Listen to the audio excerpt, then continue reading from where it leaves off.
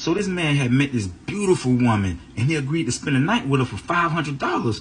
So he did. When they woke up in the morning, he said, listen, I don't have any cash on me, but when I get back to my office, I have my secretary write a check for you for $500 and we'll mail it to you. The girl said, okay, but I don't want my name on the envelope. He said, no problem. I have her put on the envelope, rent for apartment.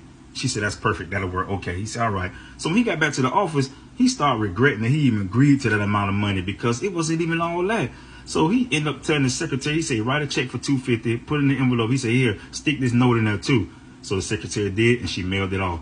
The girl got the envelope, she opened it. It was a check for $250 and a letter. She opened and read the letter. The letter said, dear ma'am, I know this is not the price that we agreed upon, but when I rented the apartment, I was under the impression that it had never been occupied, that it was going to be plenty of heat, and that it was going to be small enough to make me feel cozy in at home.